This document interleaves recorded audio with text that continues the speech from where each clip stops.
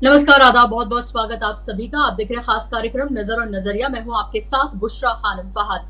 महाराष्ट्र और झारखंड के जब से नतीजे आए हैं, मानो हंगामा सा बरपा है। झारखंड की जीत को लेकर इंडिया गठबंधन ठीक से खुशियां भी नहीं मना पा रहा है। और वहीं आप चालाकी देखिए भारतीय जनता पार्टी की कि वो अपनी नाकामियों को छुपाकर, अपनी हार को छुपाकर महाराष्ट्र की जीत के ढिंढोरे पूरे जहान में पीटता हुआ नजर आ रहा है। और अब आप ये देखिए कि संसद से लेकर सड़क तक हंगामा ही हंगामा है, क्योंकि विपक्ष के गले से ये बात नहीं उतर रही है कि महाराष्ट्र में इतनी प्रचंड जीत जो खासतौर पर भारतीय जनता पार्टी को मिली है, आखिर वो कैसे मुमकिन हो गई। क्या किसी तरीके की धांधली की गई है, या पैसे का जो अथक इस्तेमाल किया गया है, ये क्या उसका नतीजा है। क्योंकि ईवीएम को लेकर लगातार सवाल पहले भी उठते रहे हैं और अब बहुत जोर शोर से उठाए जा रहे हैं। संजय राउत ने प्रेस कॉन्फ्रेंस करके उन्होंने ये कहा कि पोस्टल बैलेट जब खुलते हैं तो हम आगे चल रहे होते हैं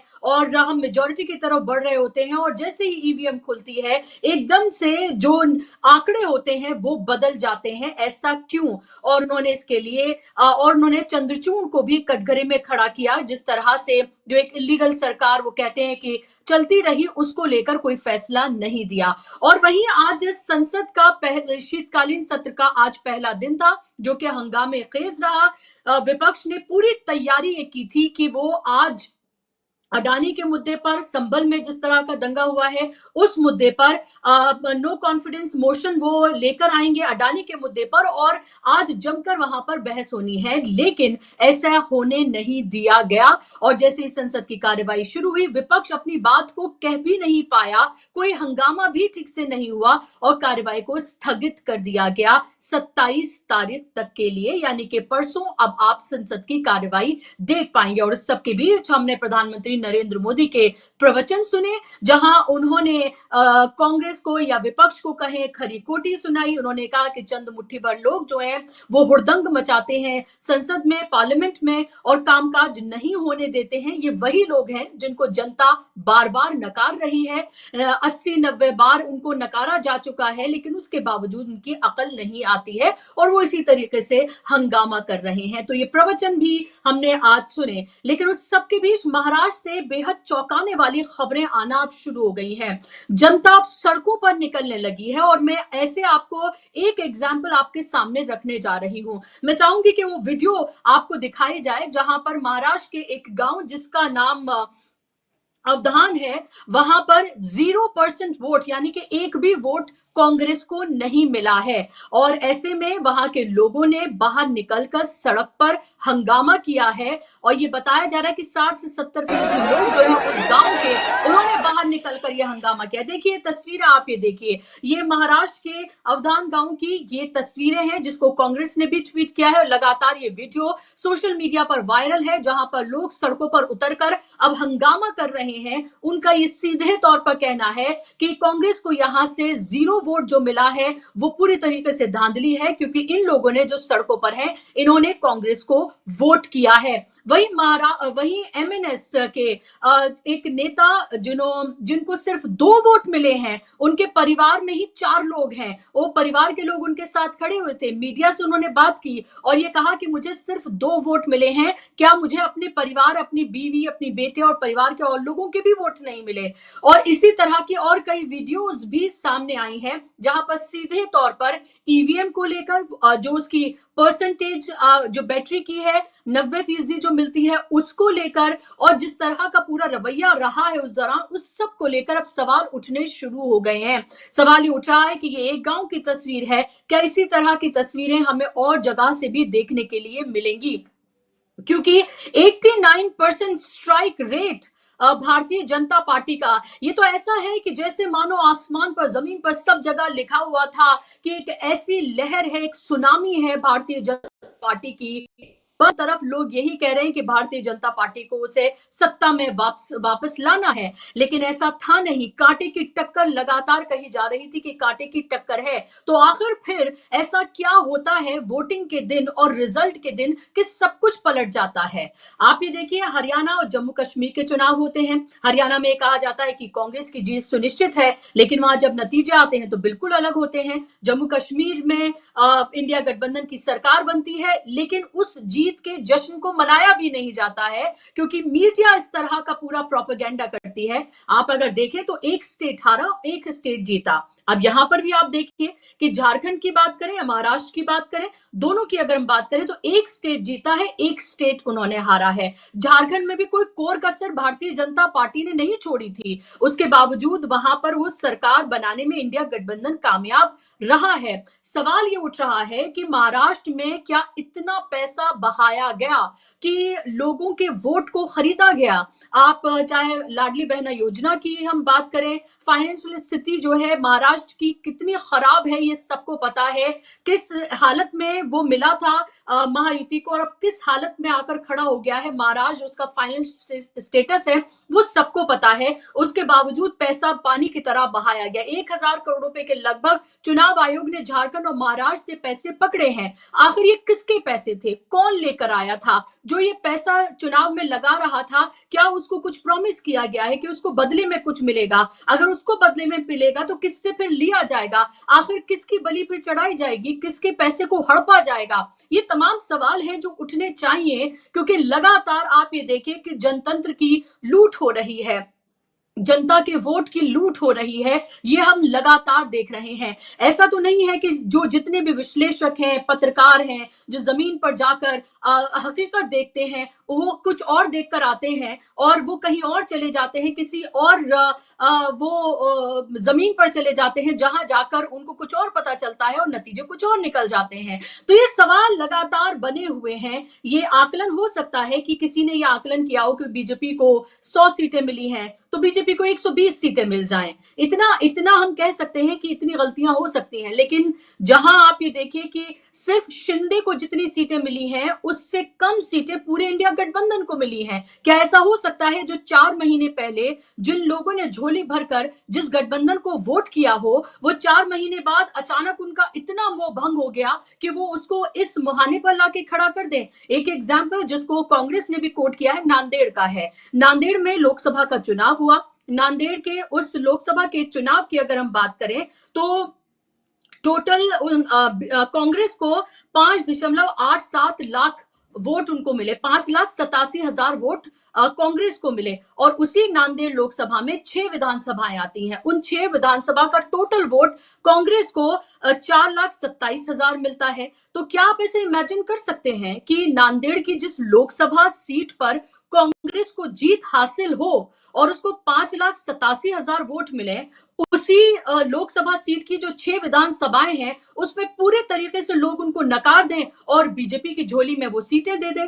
ये तो विश्वास इस पर होना बिल्कुल असंभव सा लगता है। ये कोई ऐसे ही बात नहीं कही जा रही, बल्कि तथ्यों पर आधारित ये बात है। लेकिन सवाल फिर विपक्ष पर भी उठता है कि जब हरियाणा के बाद आपको ये लगा कि ईवीएम में गड़बड़ी थी, आपको लोकसभा के बाद भी ये लगा कि ईवीएम में गड़बड़ी है, आपको ये लगा कि बैलेट पेपर से ही चुनाव होना चाहिए। अखिलेश यादव ने ये कहा भी था पार्लियामेंट के अंदर कि अगर मुझे 80 में से 80 सीटें भी आ जाती हैं उत्तर प्रदेश में, तो भी मैं ये कहूंगा कि ईवीएम से नहीं बल्कि बैलेट पेपर से ही चुनाव होना चाहिए। लेकिन सवाल ये कि पार्लियामेंट के अंदर आपने जो कहा, क्या आपने वो जमीन पर जाकर आपने बाहर किसी तरह का कोई आंदोलन इसको लेकर किया, या फिर सिर्फ चिट्ठियां सौंपी? खाली चिट्ठी सौंप देने से कुछ नहीं होने जा रहा है। अगर वाकई में आपको लगता है, आपके पास वो सबूत मौजूद हैं, आपके पास वो तथ्य मौजूद हैं जिनको बिना पर आप प्रेस कॉन्फ्रेंसेस कर रहे हैं, आप ज्ञापन सौंप रहे हैं इलेक्शन कमीशन को, उसके रवैये को लेकर आप सवाल उठा रहे हैं, तो फिर सवाल आपके ऊपर भी उठते हैं कि क्यों चुनाव के नतीजों के बाद इस तरह के सवाल उठाए जाते हैं। अगर ऐसा ही है तो आपको बहिष्कार करना चाहिए फिर चुनाव का, और ये कहना चाहिए कि जब तक बैलेट पेपर से नहीं होगा हम चुनाव का हिस्सा नहीं बनेंगे। वैसे भी आप ये देखिए कि महाराष्ट्र में कुछ बहुत आपके हाथ लगा नहीं है। ये इच्छा शक्ति होनी चाहिए, क्योंकि संसद से लेकर सड़क तक विपक्ष की आवाज दबाने का पूरा खाका तैयार हो चुका है। वो शायद आप भूल गए होंगे जब 148 के करीब सांसदों को बाहर का रास्ता दिखा दिया गया था, वो तो आवाज थोड़ी दब गई थी जब 240 पर नरेंद्र मोदी टिक गए थे, लेकिन अब फिर से आप ये देखिए कि वो प्रवचन देते हुए नजर आ रहे हैं। नरेंद्र मोदी संविधान लोकतंत्र की दुहाई देते हुए नजर आ रहे हैं, लेक्चर दे रहे हैं वो विपक्ष को संविधान पर। और कल तो संविधान दिवस है, तो कल आप उनका एक लंबा चौड़ा लेक्चर आप वहां पर भी आप सुनिएगा। तो ये तमाम स्थितियां फिलहाल नजर आ रही हैं। अगर विपक्ष को अपने अस्तित्व को बचाकर रखना है, इस देश को बचाने के लिए, जनता के हकों को बचाने के लिए, एक एक वोट को बचाने के लिए, तो उन्हें सड़क पर उतरना ही होगा। और इस मामले को सिर्फ वर्बली प्रेस कॉन्फ्रेंसेस, ट्वीट और चिट्ठियों से आगे बढ़कर जोर शोर से उठाना होगा। जनता तो सड़क पर उतर रही है। देखिए आप ये तस्वीरें जो फिलहाल आप लगातार देख रहे हैं, जहां एक गांव के लोग ही सही, कम से कम उन्होंने ये हिम्मत दिखाई और हिम्मत दिखा के वो सड़कों पर उतरे और उतरकर उन्होंने ये कहा कि हमने ये नतीजा नहीं दिया था जो हमारे सामने है। कांग्रेस को 0 नहीं बल्कि 60-70% लोगों ने इस गांव के वोट किया था, ये कहना है। कांग्रेस ने इसको लेकर ट्वीट किया है। तो सवाल ये उठता है कि धांधली तो हुई है, कितने बड़े पैमाने पर हुई है, किस तरह से हुई है, ये तमाम सवाल जो है वो उठ खड़े होते हैं। क्या एक किसी उद्योगपति के तमाम हकों को बचाने के लिए, उसके इंटरेस्ट को बचाने के लिए ये सब कुछ किया जा रहा है? क्योंकि जो पैसा, जिसका इल्जाम लगातार विपक्ष लगाया जा रहा है कि अब तक का सबसे महंगा महाराष्ट्र का ये चुनाव है, वो पैसा आखिर आया कहां से और फिर उस पैसे की उगाही किससे की जाएगी, ये भी कुछ बड़े सवाल है। क्योंकि अडानी का नाम जैसे ही मुंह पर आता है, आज आपने देखा होगा राज्यसभा में मल्लिकार्जुन खड़गे जब अडानी को लेकर उन्होंने बात ही कहनी शुरू की थी, तो किस तरह से उनको खामोश कर दिया गया। अडानी का आप नाम लें तो कार्रवाई स्थगित कर दी जाती है, बाहर का रास्ता दिखा दिया जाता है और उस शब्द को ही जो रिकॉर्ड है उससे, पार्लियामेंट के रिकॉर्ड है कार्रवाई के, उससे हटा दिया जाता है। तो आप ये देखिए कि अब विपक्ष का कहना है मोदी ही अडानी है, अडानी ही मोदी है। अगर अडानी सेफ, अडानी और मोदी एक रहेंगे तभी अडानी और मोदी दोनों सेफ रहेंगे, ये लगातार विपक्ष का कहना है। आज इसी पर हम बात करेंगे, इसी पर हम चर्चा करेंगे, क्योंकि ये बात किसी एक पार्टी की नहीं है, एक दल की नहीं है, किसी नेता की नहीं है। ये बात लोकतंत्र की है, संविधान की है, इस देश को बचाने की है, जनता के हितों की है। और ये बात सुनिश्चित होनी चाहिए कि क्या हम वही नतीजे देख रहे हैं जो जनता ने दिए हैं, या फिर जनता के वोटों के साथ उनका जो जनादेश है उसके साथ ठगी की जा रही है। दो खास मेहमान मेरे साथ जुड़ गए हैं, दोनों मेहमानों को आप स्क्रीन पर ले आइए, इनसे खास हम चर्चा करेंगे। मेरे साथ आप देख सकते हैं वरिष्ठ पत्रकार, जाना माना चेहरा हेमंत अत्री जी को। हेमंत जी, बहुत बहुत स्वागत आपका कार्यक्रम में। मेरे साथ सोशल और पॉलिटिकल एक्टिविस्ट जम्मू आनंद जी भी मेरे साथ जुड़ गए हैं। जम्मू जी, आपका भी बहुत बहुत स्वागत कार्यक्रम में। हेमंत जी, शुरुआत में आपसे करना चाहूंगी, ये तस्वीरें आप देख रहे होंगी तो एक गांव की तस्वीर है। कुछ लोगों ने हिम्मत दिखाई, बाहर उतरे आए और उन्होंने हंगामा किया कि भाई 0 वोट इस गांव में मिले हैं और 60 से 70% लोग आके बाहर हंगामा कर रहे हैं उस गांव के। मनसे के एक नेता, उन्होंने कहा कि 2 वोट उनको मिले हैं, जबकि अपनी फैमिली के कम से कम 10-15 लोगों को लेकर वो मीडिया से बात कर रहे थे कि क्या मेरे परिवार ने भी मुझे वोट नहीं दिया। और इसी तरह की कई वीडियोस हमने देखी हैं। तो सवाल तो बहुत संगीन उठ रहे हैं। इसको आप किस तरह से देखते हैं? महाराष्ट्र के इस नतीजों को आप कैसे देखते हैं? ये जो लोग हंगामा कर रहे हैं, क्या आपको लगता है वाकई में इस तरह की धांधली मुमकिन है, या आपको लगता है कि पैसे का अथक इस्तेमाल करके वोटों की सिर्फ खरीद फरोख्त की गई है, ना सिर्फ नेताओं की खरीद फरोख्त हो रही है बल्कि वोटों की भी हो रही है? देखिए बुशरा जी, धन्यवाद। सबसे पहले तो जो आज की स्थिति है, जो आपने जिक्र किया, आपने नांदेड़ का जिक्र किया, नांदेड़ की ताजा खबर है। और उससे पहले यही सेम मॉडल बिल्कुल तिरुपति में 4 जून को देखने को मिला था, जो पूरे देश ने मिस कर दिया बुरे तरीके से। तिरुपति आंध्र प्रदेश की एक कंस्टिट्यूंसी है जहां पर वो प्रसिद्ध मंदिर है हमारा।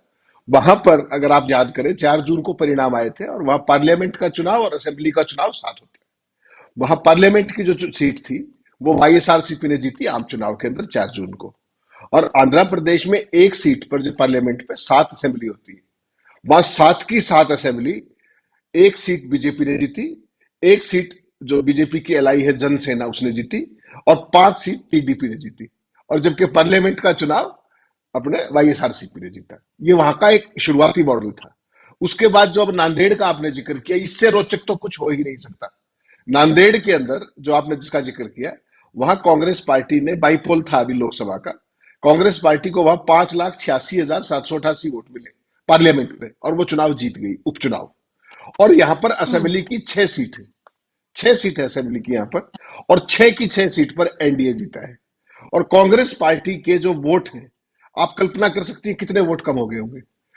सेम बूथ है, वहीं पर दूसरी ईवीएम रखी हुई है, वही वोटर है, वोटर भी चेंज नहीं हुआ, सेम वोटर। उसके बावजूद वहां पर कांग्रेस पार्टी के 1,69,323 वोट कम हो गए असेंबली में, पार्लियामेंट की तुलना में। वही वोटर, वही बूथ, वही सब कुछ। यानी कि औसत करेंगे आप, 6 सीटों की बात कर रहा हूं मैं, तो हर सीट पर जब असेंबली की बात आई तो 26,500 वोट कांग्रेस पार्टी के कम हो गए। और वो किसके बढ़ गए, वो कहने की जरूरत नहीं है, वो एनडी के अलायंस के बढ़ गए। जो आपने मनसे के कैंडिडेट का जिक्र किया, ये एक घटना नहीं है। मैं केवल बुशरा जी आपका ध्यान एक बड़े पर्सपेक्टिव की तरफ ले जाना चाहता हूं। आपने हाल के दिनों में चुनाव का एक पैटर्न ऑब्जर्व कीजिए। मध्य प्रदेश के अंदर लाडली बहना के नाम पर कितनी भारी जीत दर्ज की गई, याद है आपको? मध्य प्रदेश के साथ राजस्थान में भी भारतीय जनता पार्टी जीती, और छत्तीसगढ़ में जो बीजेपी का कोई नाम लेवा भी नहीं था कि बीजेपी सरकार में आएगी, वहां भी तीनों, वो सारी सीटें तीनों राज्यों में बीजेपी जीती। मेरा आपसे और आपके दर्शकों से एक सवाल है कि अगर भारतीय जनता पार्टी को इन तीनों राज्यों में इतना पॉपुलर मैंडेट मिला था, तो उसके बाद वहां पर कहीं आपने कोई भाजपा का जश्न देखा किसी राज्य में? कोई विजय जुलूस देखे आपने? पार्टी मुख्यालय में तो मोदी जी आते हैं, बड़ा वो अमित शाह और नड्डा और राजनाथ और वो सब मालाबाजी करते हैं। इन तीनों राज्यों में आपने कहीं देखा? छोड़ दीजिए इस बात को। उसके बाद आप हरियाणा में आ जाइए। हरियाणा में आप भी आई थी, हम भी सब थे। हरियाणा का सारा ग्राउंड देखा, उसमें बार बार बात करने की जरूरत नहीं है। 2014 में मोदी की लहर थी पूरे देश में, उस समय हरियाणा में सीट आई 40, 2000 सॉरी 46। 2019 में बालाकोट था, पुलवामा था, राष्ट्रवाद का बड़ा भारी तड़का था, उसके बावजूद भाजपा की सीट आई 46। और इस बार जो भाजपा के लोगों को गांव में भी नहीं घुसने दिया जा रहा था, 30% ऐसे कंस्टिट्यूंसीज थी रूरल के अंदर, और तमाम वो, उसके बावजूद हरियाणा में 48 सीट भारतीय जनता पार्टी की हाईएस्ट एवर आई। आपने हरियाणा में चुनाव के दिन, छोड़ दीजिए परिणाम के, आज तक भाजपा का कोई विजय जुलूस देखा, कोई जश्न देखा? और हालत ये हुई कि जो शपथ ग्रहण हुआ, वहां पर सरकारी बसें हमारे और आपके पैसे से खर्च करके, करोड़ों रुपए लगा करके शपथ ग्रहण समारोह हुआ। वहां कोई आपको उत्सवनुमा चीज दिखी हो, आज तक दिखी हो? छोड़ दीजिए इसको भी। आपने महाराष्ट्र का चुनाव का परसों रिजल्ट देखा, तब से लेके आप तक आपने महाराष्ट्र में, मुंबई में, किसी कंस्टिट्यूंसी में कोई विजय जुलूस देखा, कोई उत्सव देखा वहां के स्टेट पार्टी ऑफिस में? तो ये भारतीय जनता पार्टी का नया मॉडल है। और ये नया मॉडल जो आपको है, वो नांदेड़ के अंदर एक ये ग्लेरिंग एग्जाम्पल है। नांदेड़ में क्या हो सकता है? कॉन्स्पिरेसी थ्योरी की बात नहीं है, ये तो आंकड़े बोल रहे हैं। और आंकड़े क्या कह रहे हैं कि सेम आदमी, यानी कि हर चौथा आदमी पार्लियामेंट में किसी और को वोट दे रहा है और असेंबली में किसी और को दे रहा है। यहां मजेदार बात क्या है, जब आप कंपैरिजन ड्रॉ करेंगे कि पार्लियामेंट के नरेंद्र मोदी, सीधा मतलब ये है लोकसभा का, नरेंद्र मोदी से ज्यादा लोकप्रिय महाराष्ट्र में फडणवीस है, शिंदे है, अजीत पवार है। ये तो साफ हुआ ना इस रिजल्ट से, नांदेड़ से, कि पार्लियामेंट में हम्म। तो कांग्रेस जीत रही है और असेंबली के अंदर ये तीनों जीत रहे हैं। तो इस सारे खेल में हुआ क्या है कि राजीव कुमार की जो अभी तक जो जिसको लूट कहते थे हम, वो अब डकैती में परिवर्तित हो गई। उसको डकैती कहेंगे आप, कि एक पार्लियामेंट के अंदर अगर इतनी बड़े पैमाने पर वोटों की हेराफेरी की जाती है, और ये साफ है कि हेराफेरी के अलावा कुछ नहीं। बहुत सारे साथियों से वहां बात हुई, उन्होंने बड़ी साफ बात कही कि साहब मशीन ने जो असेंबली वाली थी वो तो फिक्स कर दी, और पार्लियामेंट वाली भूल गई, क्योंकि पार्लियामेंट प्रायोरिटी नहीं थी। लेकिन जब भी कोई चोरी होती है तो कोई ना कोई सुराग बच जाता है। और ये जो है मॉडल, ये कोई नया मॉडल नहीं है। कल आप जब संविधान दिवस वो लोग मनाने जा रहे हैं जिनका संविधान के अंदर लेश मात्र भी किसी भी तरीके का कोई विश्वास नहीं है। आज आपने पार्लियामेंट के अंदर, मैं हैरान रह गया, स्तब्ध रह गया राज्यसभा के अंदर जब मैंने देखा कि खड़गे साहब सबसे वरिष्ठ नेता है, 54 साल का उनका जो है पूरे का पूरा लेजिस्लेटिव एक्सपीरियंस है, चाहे वो असेंबली का हो चाहे पार्लियामेंट का हो। जैसे लीडर ऑफ ओपोजिशन है, वो खड़े हुए और उन्होंने अडानी का जो कि वाजिब सवाल है, केवल अडानी शब्द कहा था, केवल शब्द। और जो अपने जो सभापति महोदय हैं, वो इतनी बेरहमी से उन्होंने कहा कि nothing is going on record, nothing is going on record. और वही मोदी वाले स्टाइल में ही स्टार्टेड प्रीचिंग। और उन्होंने क्या कहा? उन्होंने कहा कि साहब 75 साल संविधान के होने जा रहे हैं। तो खड़गे साहब ने कहा कि 54 साल का मेरा भी योगदान है उसमें। तो आप कल्पना कीजिए चेयर का विपक्ष के प्रति। देखिए, पॉलिटिकल पार्टियों का भी मैं हमेशा एक बात कहता हूं, पॉलिटिकल पार्टी एक दूसरे की कंपिटिटर होती है, अच्छी बात है, होनी भी चाहिए डेमोक्रेसी में। पॉलिटिकल पार्टी एक दूसरे की शत्रु नहीं होती, और चेयर तो बिल्कुल भी नहीं होती। सभापति धनखड़ साहब ने जिस तरीके का कि nothing is going on record, अरे वो लीडर ऑफ अपोजिशन है, वो एक वाजिब मसला उठा रहे, या कि वो हवा हवाई बात कर रहे हैं। अडानी का मसला हिंदुस्तान में नहीं, पूरी दुनिया के अंदर भारत की थू हो रही है, पूरी दुनिया के अंदर। और वो एक वाजिब तरीके से, सभ्य तरीके से, शालीन तरीके से सत्र की शुरुआत में एक टोन सेट करने की कोशिश कर रहे हैं खड़गे साहब। उन्होंने कोई आपत्तिजनक शब्द नहीं कहा, उन्होंने कहा साहब इस पर चर्चा होनी चाहिए, और उसमें 3 बार ये कहा कि nothing is going on record, और वो फिर उनसे भिड़ गए। तो मेरा कहने का सवाल यह है कि एक तो लोकतंत्र की जो हालत ग्रास रूट पे आपने कर दी है, जो मशीनों का जो हाल कर दिया है, सुप्रीम कोर्ट आदेश करता है कि साहब आप पैसे जमा कराइए और वीवीपैट की मैचिंग करा लीजिए। आज तक आपने कहीं कितने लगे पैसे जमा हुए, कोई वीवीपैट की मैचिंग देखी है क्या? जो पैसे देता है उसको कहते हैं कि आप क्या वो मॉक पोल करवा देते हैं। मॉक पोल के लिए 47,200 रुपए लगते हैं क्या बुशरा जी? तो जिन लोगों ने लोकतंत्र का मजाक उड़ा करके, उसका अपहरण करके उसको बंदी बना लिया है, वो लोग संविधान की बात कर रहे हैं। प्रधानमंत्री जी ने आज वो जो राष्ट्र के नाम जो संदेश दिया, जो खड़े होके मोनोलॉग करते हैं, उसमें फिर वही एरोगेंस थी, फिर वही स्मगनेस थी। अरे प्रधानमंत्री का पद किसी पार्टी का नहीं, देश का होता है। प्रधानमंत्री के पद की एक गरिमा होती है, एक मर्यादा होती है। वो क्या बात करते हैं वहां खड़े होकर के कि कुछ लोग, कौन से कुछ लोग, आपकी तो चेयर इस तरह का व्यवहार कर रही है, मुद्दा भी नहीं उठाने देंगे आप, और ठाके सीधा 27 तारीख तक किस बात पे संसद स्थगित कर दी, बता दीजिए मुझे कारण। अगर यही आपने संसद चलानी है तो एक बार शपथ करा दीजिए शुरू में, जब शुरुआत होती है सदन की, पहले जब चुनाव हुआ, और उसके बाद सदन बुलाने की जरूरत ही नहीं है। आज तक मुझे एक बात बताइए, आप नरेंद्र मोदी के रिजीम में कभी नोटबंदी पे चर्चा सुनी आपने? लफाजी के अलावा चाइना ने इतना बड़ा जो लद्दाख में उसमें किया, उस पर कोई आपने चर्चा सुनी? राफेल पे कोई चर्चा सुनी? पेगासस पे कोई चर्चा सुनी? इस देश से जुड़े हुए जितने भी महत्वपूर्ण लोगों के मुद्दे हैं, जन अधिकारों के मुद्दे हैं, पेगासस कोई छोटा इशू नहीं था। दुनिया में कोई भी सरकार होती तो वो सरकार गिर जाती, और इन्होंने ना संसद में उसका बहस हुई, ना पार्लियामेंट में इस बात का जवाब दिया कि इन्होंने पेगासस, सॉरी सुप्रीम कोर्ट में, कि आपने पेगासस खरीदा भी था या नहीं। ठीक, उसके बाद अडानी के कितने इश्यूज आज तक आए हैं, हिंडनबर्ग से लेकर के तमाम। तो संसद को और इस देश को ये कब तक हाकेंगे? चुनाव आयोग इनकी गोदी में बैठा हुआ है। चुनाव आयोग भारतीय जनता पार्टी का पदाधिकारी बन चुका है। राजीव कुमार से सवाल पूछो तो वो शेरो शायरी करने लग जाते हैं। कितने परसेंट पोलिंग हुई वो जवाब नहीं देते हैं। मध्य प्रदेश, सॉरी महाराष्ट्र का डीपीआर, बुशरा जी आपने कभी सुना नहीं होगा, आप भी बहुत सीनियर जर्नलिस्ट हैं। कभी भी जो पोल परसेंटेज है उसकी अनाउंसमेंट कौन करता है? चुनाव आयोग करता है, चुनाव आयोग की वेबसाइट पे आती है। पहली बार मैंने अपने कैरियर में देखा 95 से लेकर आज तक कि महाराष्ट्र डीपीआर ट्वीट कर रहा है कि महाराष्ट्र के अंदर इतनी पोलिंग हुई है, ईसीआई नहीं कर रहा है। इसका मतलब क्या समझे आप कि डीपीआर किसके अंडर होता है? मुख्यमंत्री के अंडर। तो हिंदुस्तान का चुनाव आयोग क्या महाराष्ट्र के चीफ मिनिस्टर को रिपोर्ट कर रहा है क्या? इससे तो ये संदेश जाएगा, क्योंकि आपने तो पोलिंग परसेंटेज बताई नहीं। तो ये सारी चीजें जो है, हिंदुस्तान का जो लोकतंत्र है वो अर्जित लोकतंत्र है, वो किसी ने आपको तोहफे में नहीं दे दिया। उसके लिए बहुत लंबी लड़ाई हमारे पूर्वजों ने लड़ी, संघर्ष किए। और जिस तरीके से भारतीय जनता पार्टी, आरएसएस और इनके तमाम जो ये चंगू मंगू जितने भी जो आपने छोड़ रखे हैं दिल्ली में और सब जगह, इन्होंने जिस तरीके से संविधान की धज्जियां उड़ाने का जिम्मा ले लिया है, वो अब समय मुझे लगता है जो ये नांदेड़ में जो कुछ हुआ है, बाकी सारी चीजें सामने आ रही है। और महाराष्ट्र की बात को आप हल्के से मत लीजिए, विपक्ष इसमें बहुत सीरियसली काम कर रहा है, मेरी फर्स्ट हैंड जानकारी है। आपको हैरान नहीं होना चाहिए कि अगर दोनों पार्टियां एलाइज, शिवसेना और एनसीपी अगर तैयार हो गई तो 46 विधायक जो इनके चुन के आए हैं वो सारे के सारे सामूहिक इस्तीफा दे सकते हैं। इस पे बात चल रही है। कांग्रेस पार्टी ने प्रस्ताव मूव किया है। बहुत बड़ी खबर ब्रेकिंग पे दे रहा हूं आपको मैं।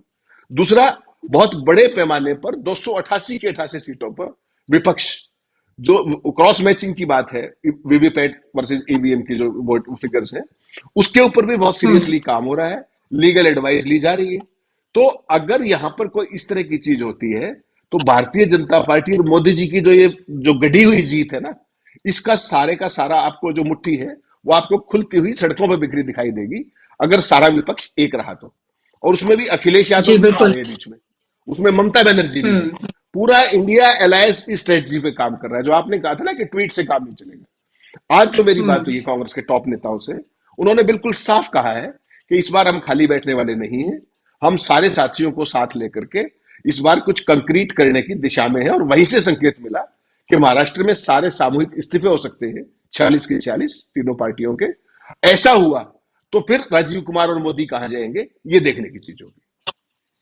बहुत महत्वपूर्ण बात आपने कही है आखिर में कि 46 के 46 अगर इस्तीफा दे देते हैं, क्योंकि सवाल ये भी उठ रहा था बार बार, बहुत सारे विश्लेषकों का ये कहना था, जिसमें जम्मू जी भी शामिल हैं, कि अगर ऐसा ही है कि आपको ईवीएम पर अगर इसी तरह का संदेह है, आपको ये लग रहा है आपको लेवल प्लेइंग फील्ड नहीं दिया जा रहा है, जो कि बात हकीकत है, फ्री एंड फेयर इलेक्शन नहीं हो रहे हैं, इसमें भी कोई दो राय नहीं है, तो फिर आपको चुनाव का बहिष्कार कर देना चाहिए। देखिए तो करके कि एक चुनाव का अगर आप बहिष्कार करते हैं तो क्या वाकई में फिर चुनाव करवाए जाएंगे? फिर क्या चुनाव आयोग इसी तरीके से प्रेस कॉन्फ्रेंसेस करके अपनी शाबाशी या वाहवाही लूटता हुआ नजर आएगा? और अगर इतना बड़ा कदम उठाता है इंडिया गठबंधन के 46 के 46 विधायक अगर इस्तीफा दे दें, या फिर वो तमाम कैंडिडेट्स जो हारे हैं वो मिलान करते हैं इस तरह से पर्चियों का, तो बेहद महत्वपूर्ण हो जाएगा, क्योंकि कोई कॉन्क्रीट कदम तो अब उठाना ही होगा। अगर आप बार बार ये बात कहते हैं कि ईवीएम से अगर चुनाव होते रहे तो बीजेपी इसी तरह से सत्ता पर काबिज होती रहेगी। अखिलेश यादव ने इस मामले को उठाया ही, और आज इंडिया गठबंधन की मीटिंग भी हुई थी, हालांकि जो फ्लोर लीडर्स हैं उनकी वो मीटिंग थी, लेकिन जाहिर सी बात है उन सब में इन तमाम चीजों को लेकर भी चर्चा हुई। जम्मू आनंद जी, अगर ऐसा होता है कि 46 के 46 विधायक अगर इस्तीफा दें, या फिर जो ईवीएम से और वीवीपैट से पर्चियों के मिलान की जो बात कही जा रही है, ये भी कहा जा रहा है कि एक बड़ा आंदोलन इसको लेकर हो सकता है, तो क्या आप कहेंगे कि ये एक पॉजिटिव और एक ये अच्छा कदम होगा? क्योंकि इलेक्शन तो हर कुछ दिन बाद, हर कुछ महीने बाद इस देश में होने हैं। अब दिल्ली और बिहार में भी इलेक्शन होने जा रहे हैं, तो वहां पर भी फिर ऐसा कुछ खेल हो सकता है कि एक राज्य आपको दे दिया जाए, एक राज्य जहां बड़े लार्जर इंटरेस्ट हैं वो अपने पास रख लिया जाए और कह दिया जाए देखिए फ्री एंड फेयर है इलेक्शन तो। बुशरा जी, इसकी कोई जानकारी मेरे पास नहीं है। हेमंत जी वरिष्ठ पत्रकार है, हो सकता है उनके पास फर्स्ट हैंड कुछ जानकारी हो, लेकिन मुझे लगता है जी। कि सामूहिक इस्तीफा देने के लिए इस वक्त महाराष्ट्र में विपक्ष का कोई आमदार विधायक तैयार होगा, क्योंकि अंततोगत्वा हुआ ये है कि 2 महीने में 2 बड़े चुनाव लोग लड़े हैं। कुछ ऐसे भी उम्मीदवार हैं जो पार्लियामेंट में भी थे और अभी भी लड़ रहे हैं। तो लाखों रुपए अभी लोगों ने लगाया है, और इसीलिए इस वक़्त ये उम्मीदवार इसलिए मतलब एमएलए तैयार हो जाएंगे पार्टी के कहने पे। मुझे लगता है कि इसमें एकमत बनना बड़ा मुश्किल है। दूसरी जी। बात ये है कि आज ये 40-46 लोग इस्तीफा दे भी दे महाराष्ट्र में, तो इसका कोई खास असर होगा मैं नहीं मानता आज, क्योंकि ईवीएम का मसला देशव्यापी मसला है, वो किसी एक राज्य का मसला नहीं है। और इसमें दूसरी बात ये है कि अगर विपक्ष अगर जीतता है और अपनी सरकार बना लेता है तो उसकी कोई शिकायत ईवीएम से नहीं है। हार जाता है तो वो शिकायत ईवीएम पे आ रही है, तो इसके वजह से उसका जो एक नैतिक जम्मू जी, आधार लेकिन आपने अखिलेश यादव का वो बयान पार्लियामेंट के अंदर सुना होगा आपने, जहां उन्होंने कहा था कि अगर 80 में से 80 भी मैं जीता तो भी मैं ये सवाल उठाऊंगा। और पवन खेड़ा ने भी प्रेस कॉन्फ्रेंस करके ये कहा कि ये हार और जीत का मसला नहीं है कि हम वहां जीत गए इसलिए ना कहें, यहाँ हार गए इसलिए कह रहे हैं, हम ओवरऑल पूरी प्रक्रिया पर हम सवाल उठा रहे हैं। मैं ये कहना चाहता हूँ कि कल किसी एक डिबेट में मैंने ये कहा कि भाई कम जी। से कम विपक्ष के जो राज्य है जहाँ विपक्ष की सरकारें हैं, वहां पर एक ऑफिशियल रेजोल्यूशंस विधानसभा में पारित किया जाए, और उसको कोई रोक नहीं सकता। आपको मानना माने, नहीं मानने ना माने, लेकिन सरकार एक रेजोल्यूशन पास करा सकती है। मुझे अभी भी याद आ रहा है कि जब बाबरी मस्जिद को ढहाया गया था, उसके बाद कई विधानसभाओं में, यहाँ की लोकल बॉडीज में भी जो पहला सत्र होता था, तो एक प्रकार से अभिनंदन वाला, धन्यवाद वाला और प्रस्ताव ऑफिशियली पारित किया गया। मैं ये कहना चाहता हूँ कि आज की तारीख में हिमाचल प्रदेश है, कर्नाटक है, तेलंगाना है, तमिलनाडु है, केरला है, बंगाल है, यहाँ तक अब आपके इसमें तो झारखंड भी है। कम से कम इन राज्यों में विधानसभा में एक प्रस्ताव पारित करके माहौल तो बनाया जाए। ये है सवाल। इसमें किसी को इस्तीफा देने की जरूरत नहीं है। इसमें अगर देश के जम्मू कश्मीर है, पंजाब है, दिल्ली है, अगर 10-12 राज्यों के विधानसभा में सरकार ये प्रस्ताव पारित करे कि भाई ये जो इलेक्ट्रॉनिक वोटिंग मशीन जो है वो ओपेक है, मतलब मेरा वोट किसको जाता है इस पे मुझे सिर्फ विश्वास कराया जा रहा है, लेकिन बैलेट पेपर में जो है मैं खुद देखता था कि मैं किसको ठप्पा मारता था, वो ट्रांसपेरेंट थी। और वो बैलेट पेपर में जाने का मतलब हम टेक्नोलॉजी विरोधी नहीं है, क्योंकि लोग इसको टेक्नोलॉजी से जोड़ते हैं। अगर टेक्नोलॉजी से जोड़ना है तो तब तो एक बहुत बड़ा सवाल है कि दुनिया के सबसे विकसित राष्ट्र America, France, England, Japan, Germany, ये तो टेक्नोलॉजिकल देश है ना, ये चाय भी तो टेक्नोलॉजी से पीते हैं।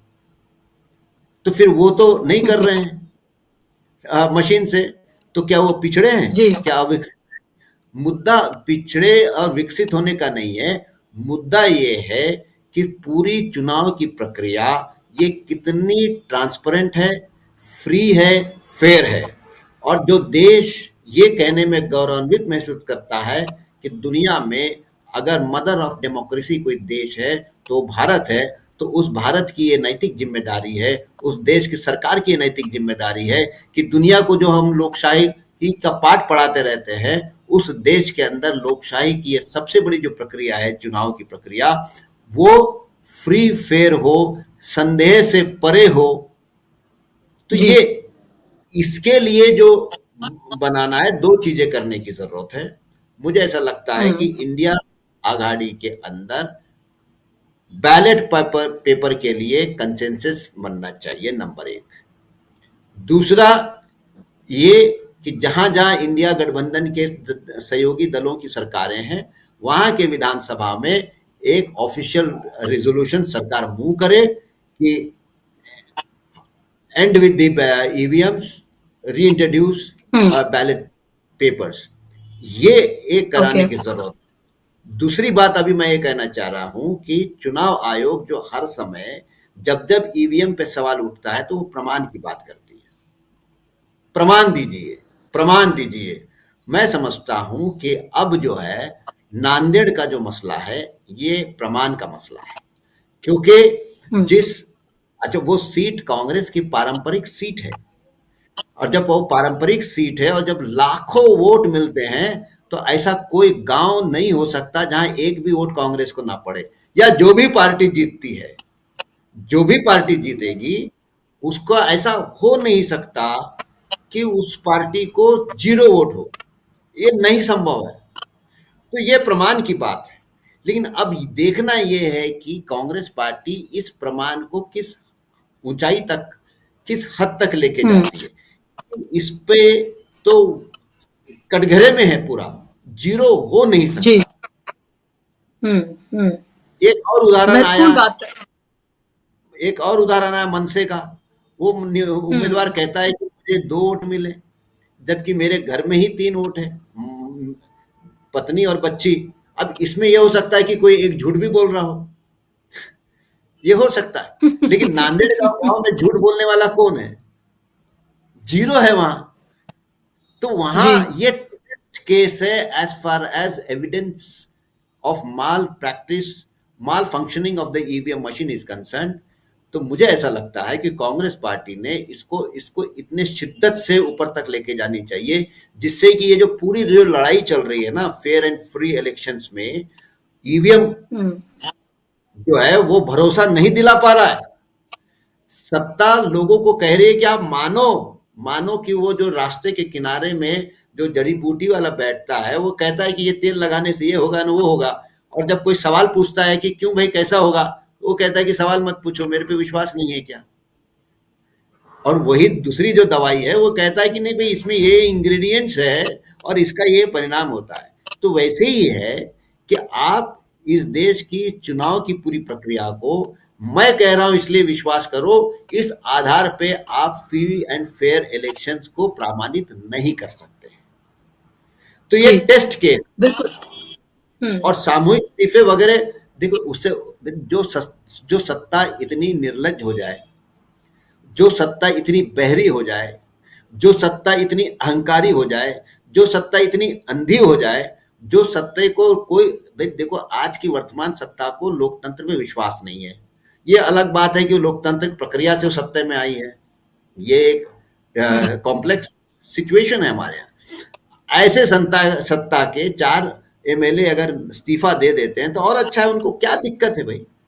वो तो चाहेंगे कि भाई ये हाईकमांड ऐसा निर्णय ले और 4 विधायक जो बोले कि मैं नहीं मानता, और वहीं झगड़े लग जाए, क्योंकि उसके लाखों रुपए खर्च हो गए ना, उसको तो वो परेशानी में है। तो ये नैतिक मसला नहीं है। तो इसीलिए कांग्रेस पार्टी को बहुत ही जिसको कहते हैं कि सुलझे हुए तरीके से हम जी अपने डेमोक्रेटिक पॉलिटिकल प्लेटफॉर्म्स का इस्तेमाल कैसे कर सके। और मेरे सामने ये लगता है कि विधानसभा जो है, लेजिस्लेटिव असेंबली, ये इस वक्त का सबसे बड़ा मंच है जहां से आप ईवीएम के खिलाफ एक बड़ी लड़ाई की शुरुआत कर सकते हैं। और यहां पर कम से कम इंडिया अलायंस के तमाम जो दल है वो अपने अपने विधानसभाओं में बैलेट पेपर के पक्ष में मतलब ईवीएम से नाता तोड़ने का एक बेहतरीन जो है प्रस्ताव पारित करे। और उसके बाद लोगों का जो कॉन्फिडेंस जनरेट होगा ना, वो मूवमेंट में तब्दील होगा।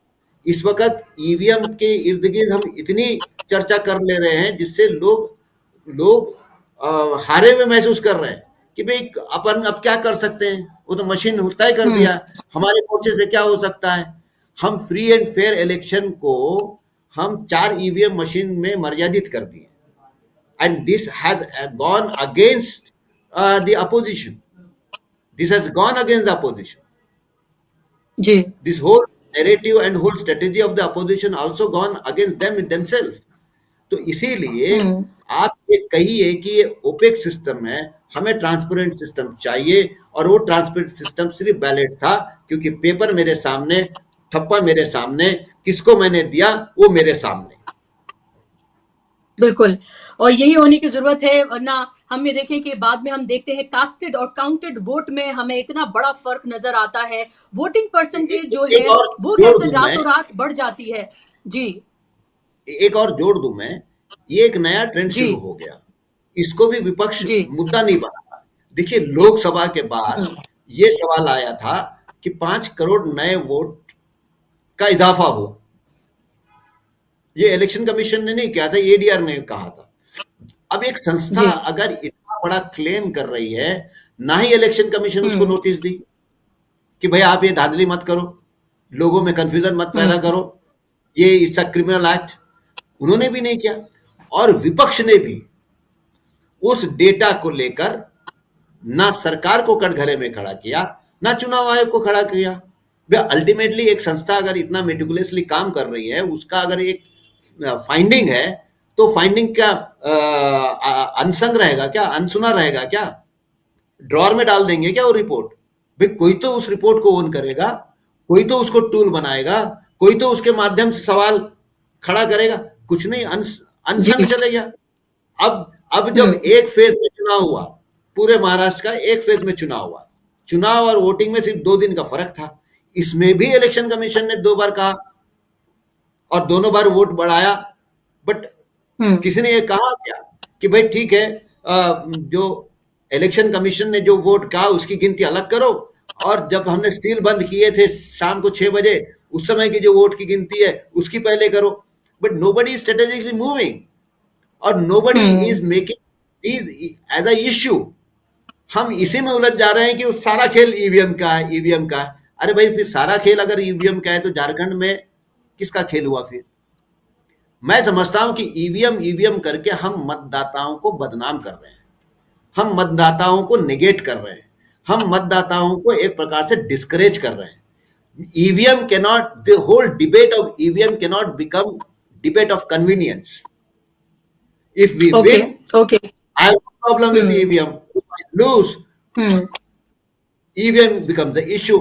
No, the whole issue is EVM is an opaque system which can be influenced, whereas ballot Hmm. paper is a transparent system. Therefore free and fair elections की बुनियादी शर्त यह है कि वो प्रक्रिया कितनी ट्रांसपेरेंट है। ट्रांसपेरेंट, बिल्कुल। लोकतंत्र की पहली शर्त ही ट्रांसपेरेंसी है। अगर उसी को लेकर सवाल खड़े हो रहे हैं तो ये बहुत बड़ा सवाल है। लेकिन हेमंत जी, 2 सवाल मेरे आपसे और आपस में जुड़े हुए हैं। अभी विजय वडेट्टीवार जो हैं, उन्होंने, कांग्रेस के नेता, उन्होंने ये कहा कि अडानी का मसला जो है वो बहुत बड़ा मसला है। हम लगातार लड़ाई लड़ते रहेंगे, लेकिन ईवीएम को लेकर भी जो सवाल उठ रहे हैं उसके भी हम तथ्यों की तमाम जांच-पड़ताल ये सब कुछ की जा रही है। लेकिन उन्होंने फोकस किया कि अडानी का मामला जो है वो बहुत बड़ा मामला है। क्या अडानी अब ये तय कर रहे हैं कि संसद में क्या होगा, कौन बोलेगा, कौन नहीं बोलेगा, उनका नाम लिया जाएगा या नहीं लिया जाएगा, कौन चुनाव जीतेगा, किस तरह से जीतेगा, कहां जीतेगा? क्या मोदी ही अडानी और अडानी ही मोदी अब हो गए हैं? क्या ईवीएम से ज्यादा बड़ा मसला अब ये हो गया है कि अडानी के स्टेक किस स्टेट में सबसे ज्यादा हाई है? जहां जहां मोदी जी जाते हैं विदेशी विजिट पर, वहां वहां हमने देखा है कि कैसे अडानी जी के लिए तोहफे आते हैं, क्या क्या उनको मिलता है, और कैसे अलग अलग देशों में किस तरह की बदनामी जो है वो भी झेलनी पड़ रही है। लेकिन फिर भी अपने आप को विश्व गुरु, आज भी वो कह रहे थे कि विदेशों में ऐसा कभी डंका नहीं बजा जैसा अभी फिलहाल हो रहा है। तो क्या ये भी एक इशू है कि कास्टेड और काउंटेड वोट जो है वो ज्यादा हो रहे हैं? ये पूरा मामला लोकसभा से उठा था। वोटिंग परसेंटेज का बढ़ना और उसके साथ साथ अडानी के स्टेक्स, ये तमाम चीजें क्या एक साथ हैं जो पूरी चुनावी प्रक्रिया पर प्रभाव डाल रही हैं, उसकी ट्रांसपेरेंसी पर प्रभाव डाल रही हैं और जनता के वोटों की ठगी हो रही है? ये ऐसा ही है।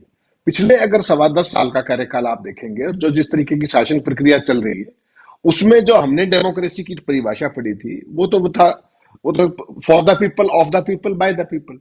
लेकिन यहाँ पीपल हट गया है, अडानी आ गया है। और ये जो डंका बज रहा है, ये केवल हिंदुस्तान में नहीं बज रहा, ये अमेरिका में बज रहा है। अभी आपने देखा कितना जबरदस्त बज रहा है, पूरे यूरोप के अखबारों में, पूरे वेस्ट के अखबारों में अडानी का ही डंका बज रहा है और किसी का नहीं बज रहा। आपने उसके अंदर जो क्या नाम है अपना, फ्रांस के अंदर देखा, जब राफेल का मामला था, वहां डंका बजा, अब तक जांच चल रही है। उसके अलावा आपने श्रीलंका में देखा, अभी आप बांग्लादेश में डंका देख रही है, ऑस्ट्रेलिया में कोल माइन को देखा आपने, डंका बजा। तो सब जगह अडानी का डंका बज रहा है। वो जिसको आप मोदी का डंका कहते हैं, वो असल में मोदी ही अडानी है और अडानी ही मोदी, इसमें तो कोई कंफ्यूजन है नहीं। अब आप एक विचित्र बात देखिए, हिंदुस्तान के अंदर 2100 करोड़ रुपए की रिश्वत दी जाती है कथित तौर पर इस सारे स्कैम के अंदर। लेने वाला भी हिंदुस्तानी, देने वाला भी हिंदुस्तानी। हिंदुस्तान में आज तक कोई नोटिस हुआ है सेबी की तरफ से, सीबीआई की तरफ से, ईडी की तरफ से, सीरियस फ्रॉड इन्वेस्टिगेशन की तरफ से कोई नोटिस भी हुआ हो? और उसकी जांच कहां पर हो रही है? 7 समुद्र पार अमेरिका में। तो डंका बजा कि नहीं बजा? ये जो डंका है, अमेरिका की सरकार तो अपने इन्वेस्टर्स, जो उन इन्वेस्टर्स के इंटरेस्ट के लिए इतनी दूर आकर के वो सम्मन कर रहे हैं उनको डिप्लोमेटिक चैनल्स के जरिए, और हमारी सरकार इनको खुला खेल फरुखाबादी करने का लगातार खुला मैदान सौंप रही है। अब आपने सदन की बात की, सदन के अंदर क्या है? सदन के अंदर दोनों चेयर्स का आपने रुख देखा है पिछले 10.25 साल में। जैसे ही आप अडानी का नाम लोगे तो मोदी का नाम तो आएगा ही, लेकिन राहुल गांधी ने वो प्रयोग भी बदल के देखा। उन्होंने उसका नाम लेना बंद कर दिया और वो फोटो लेके चले गए। तो फोटो को लेकर के उनके ऊपर छिटाकशी और वो सारी चीजें होगी। वो कोई फोटो असंवैधानिक तो नहीं था, कोई आपत्तिजनक तो नहीं था, कोई अश्लीलता तो कुछ उसमें नहीं थी, और वो फोटो कोई मॉर्फ भी नहीं था कि उसमें कुछ आपने वो फोटो चॉप कर दिया हो या कुछ कर दिया हो। तो चेयर नाम लेने नहीं देती। अडानी का जैसे ही नाम आता है, आज आपने देखा खड़गे साहब के साथ क्या किया। ए पर्सन ऑफ खड़गे stature with 54 years of legislative experience, किस तरीके से ही वाज स्नब्ड, और उनको लोकतंत्र का वो बताया जा रहा था किसके द्वारा? तो बेसिकली क्या है कि सदन के अंदर खड़गे का, उसका अडानी का नाम नहीं चलने देंगे उसको। पिछली बार तो सारा मेरिट पे आर्गुमेंट हुआ था, सारा जो राहुल गांधी ने कहा, क्या अडानी शब्द असंसदीय है? क्या आप नाम नहीं ले सकते?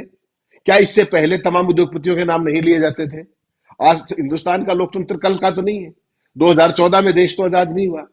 1952 से लगातार ये सब चल रहा है, चुनाव हो रहे हैं, सारी संसद चल रही है, सारी बात हो रही है। उसके बाद अब ऐसा क्या हो गया है कि कोई भी विपक्ष का साथी अगर वो नाम लेता है तो उस पूरे रेफरेंस को ही चेयर बिना कहे भारतीय जनता पार्टी उस पर आपत्ति करे या ना करे। ये भी कमाल देखिए आप, चेयर खुद ही ये कह देती है कि ये रिकॉर्ड में नहीं जाएगा। तो क्या उनको इतनी इम्यूनिटी दे दी है आपने? He is doing such A fraud with such an impunity, और वो इम्प्यूनिटी उनको किसने दी? तो ये सारे सवाल क्या होने चाहिए या नहीं होने चाहिए? जैसे ही कांग्रेस पार्टी अडानी पर फोकस करेगी तो बीजेपी और क्या चाहती है? बीजेपी की मंशा देखिए आप, पिछले 10.25 साल में आपने पूरी पार्लियामेंट में किसी एक मसले पर कोई सार्थक बहस देखी हो? पहली बार आपने देखा कि सदन को रूलिंग पार्टी इंटरप्ट कर रही है इंस्टेड ऑफ अपोजिशन? ऐसा आपने कितनी बार देखा? तो इनकी तो इच्छा ही ये है कि सदन ना चले। ये बात अपोजिशन को समझनी पड़ेगी। बीजेपी तो चाहती है कि सदन ना चले और किसी दिन एक दिन मौका लगा करके जो भी उनके जैसे कृषि कानून पास किए थे, कमाल नहीं देखा था आपने किस तरीके से पास किए गए थे? सबको सस्पेंड करके बाहर करके छुट्टी जाइए, और पास कर दिए चेयर में, कोई पूछने वाला नहीं है। तो बीजेपी का तो देखिए ना, तो जनतंत्र में भरोसा है ना बहस उसमें भरोसा है। संविधान दिवस आप सोचिए, जो इन्होंने संविधान का हशर किया है, उसके बाद कल भारतीय जनता पार्टी पूरे देश में जिला स्तर पर जहां उनकी सरकारें हैं सरकारी पैसे से, अदरवाइज दूसरे तरीके से संविधान दिवस मना रही है। कभी भारतीय जनता पार्टी ने अपने मन में झांका है कि संविधान के प्रति उनकी क्या आस्था है?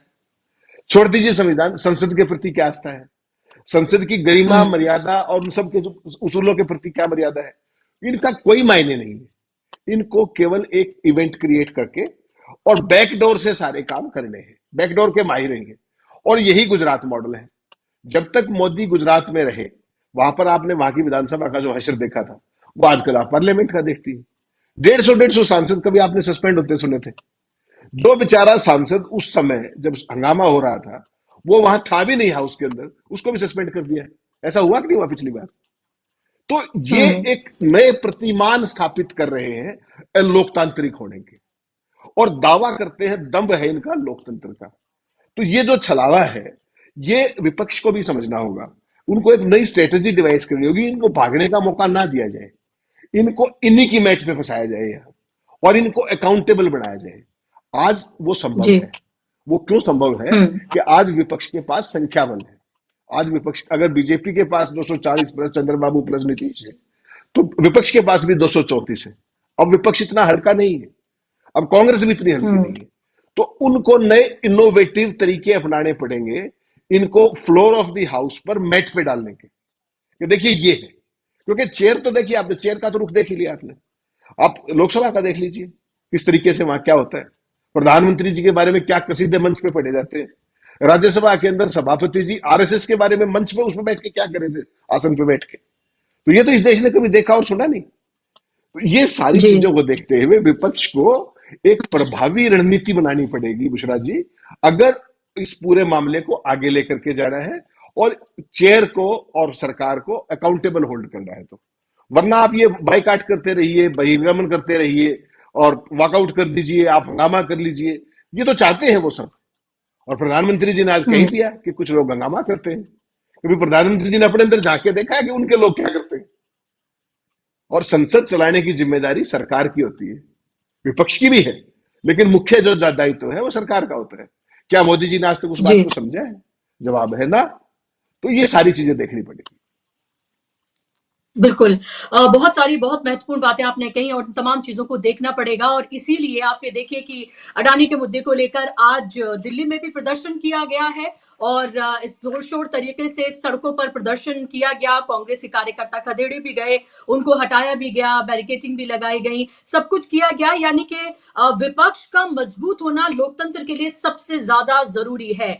ये भी विपक्ष को देखना होगा कि क्या वो जो एक मीडिया का धड़ा है, उसके ज़रिए बनाए गए नैरेटिव में क्या वो फंसता हुआ नजर आ रहा है, क्योंकि महाराष्ट्र में उसकी हार हुई है, शर्मनाक हार हुई है। इसमें कोई दो राय नहीं है, और उसको इसका आकलन करना चाहिए, इसका विश्लेषण करना चाहिए, इस हार की तमाम जो वजहें हैं उनको लेकर उनको हर तरह के कदम उठाने चाहिए, इन पर मीटिंग्स होनी चाहिए, अकाउंटेबल लोगों को जो लोग हैं उनको अकाउंटेबल ठहराया जाना चाहिए, वो सब कुछ करना चाहिए, ऑर्गेनाइजेशनल चेंजेस चाहिए वो करने चाहिए, क्या स्ट्रेटजी में कमी रही उस सब पर, हर एक चीज पर बारीकी से बैठकर काम करना चाहिए, अगर आगे भी वो चाहते हैं कि इस तरह के रिजल्ट उनके झोली में ना जाएं, क्योंकि आगे आने वाले वक्त में दो और बेहद महत्वपूर्ण स्टेट हैं जहां पर चुनाव होने जा रहे हैं, और अभी से अगर कमर नहीं कसी और फिर इसी तरह का कोई नतीजा आया और फिर आप इसी तरीके की तमाम बातें करते रहेंगे तो फिर लोगों का विश्वास भी आपके ऊपर से उठ जाएगा।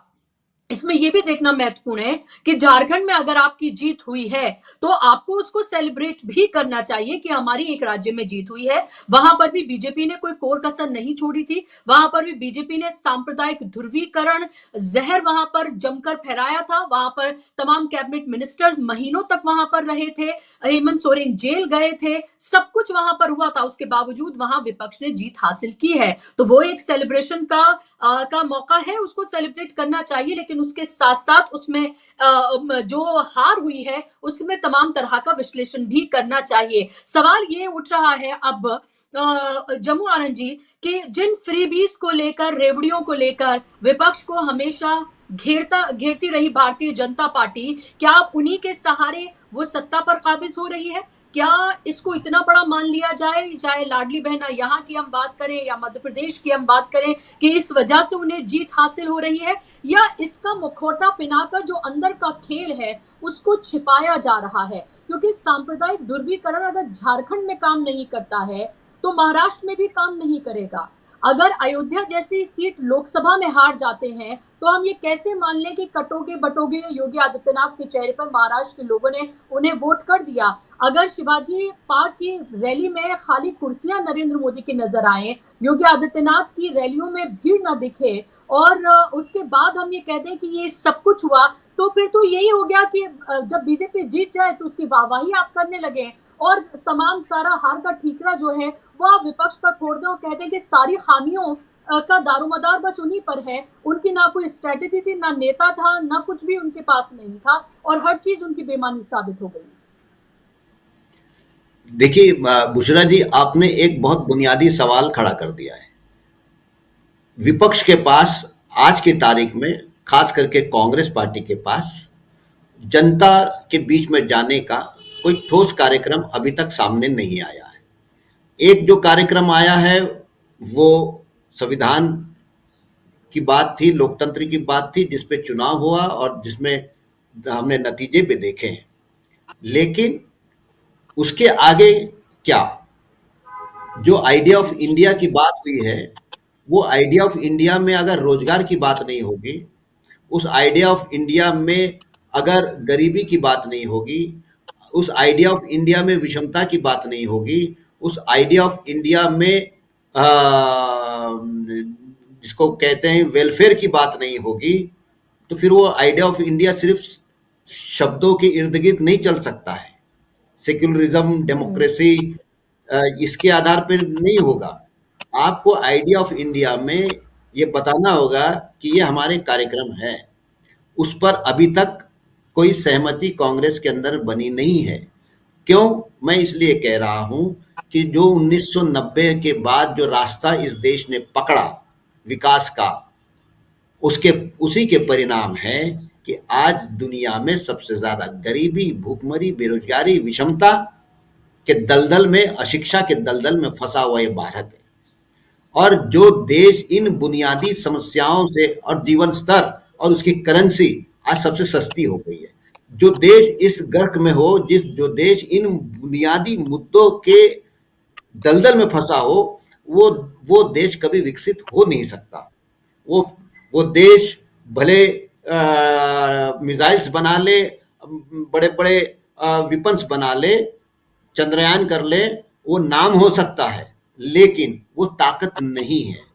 तो इसीलिए आज जो है कि मोदी सरकार ने, जिसने सबसे पहले फ्रीबी पे सवाल खड़ा किया, उसको ये समझ में आ गया कि इस देश के अंदर बेरोजगारी, गरीबी, विषमता, शिक्षा, आरोग्य के मसले पर फ्रीबी से ही जनता को एक प्रकार से भ्रमित किया जा सकता है।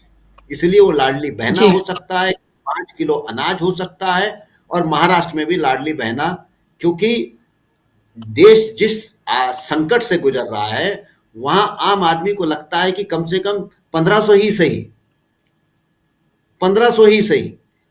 उसके पास तो कुछ है ही नहीं। उसके घरों के लड़कों को ना रोजगार है, ना महंगाई से निजात पा रहे हैं, ना विषमता से निजात पा रहे हैं, ना संसाधनों से। तो उनकी मतलब एक प्रकार से आम आदमी को संसाधन विहीन बनाया जा रहा है। तो ऐसी जी परिस्थिति में, और जहां जमीनी संघर्ष नहीं चल रहे हैं, वहां उसको ऐसा लगता है कि यही 1500 बहुत है। और इस वक्त 1500 नहीं, इसके साथ 10,000 भी मिले हैं। कहने का मतलब मेरा ये है कि अल्टीमेटली आपको इस देश के अंदर, इस देश के अवाम के साथ उन मुद्दों की चर्चा करनी पड़ेगी जिन मुद्दों से इस देश का अवाम गुजर रहा है या जिसकी जिंदगी प्रभावित हुई है। और जी ये फ्री जो है, मैं ये जानना ही चाहता हूं ना, क्या 1500 रुपए महाराष्ट्र के अंदर रोजगार, युवाओं को रोजगार से बड़ा मुद्दा था? नहीं था ना। 1500 रुपए तो भाई आपने 1500 रुपए देकर 5,000 रुपए लेने का इंतजाम कर दिया। महाराष्ट्र के अंदर 1500 रुपए की वजह से जो बजट में जो आर्थिक भार पड़ रहा है, जी उसकी वसूली फॉर्मूला तो सरकार ने निकाल दिया कि मिनिमम स्टैम्प पेपर जो 100 रुपए का रहता था, अलग अलग मसलों के ऊपर, चाहे मार्कशीट का मसला हो, कास्ट सर्टिफिकेट का मसला हो, कोई भी मसला हो जिसमें आम आदमी 100 रुपए का स्टैम्प पेपर का इस्तेमाल करता था, उसको उन्होंने 500 रुपए का स्टैम्प पेपर बना दिया। 500 रुपए का स्टैम्प पेपर, मतलब स्टेट ट्रेजरी जिसको बोलते हैं, उस ट्रेजरी में 100 रुपए खर्च करके 500 रुपए लाने का इंतजाम कर लिए। जीएसटी और महंगाई जिस तरीके की है, जिस तरीके के इलेक्ट्रिक के बिल बढ़ रहे हैं, 1500 रुपए को मायने ही नहीं है। लेकिन विपक्ष जो है 1500 के तोड़ में जो बुनियादी सवाल है उसको वो खड़ा नहीं कर पा रहा है। और जब तक इन मुद्दों पे आप सरकार को नहीं घेरेंगे, तब तक फिर आप युवाओं को जय श्री राम के नारे लगाने और मस्जिदों के सामने जाके नंगा नाच करने, इसके लिए आप खुला छोड़ देंगे।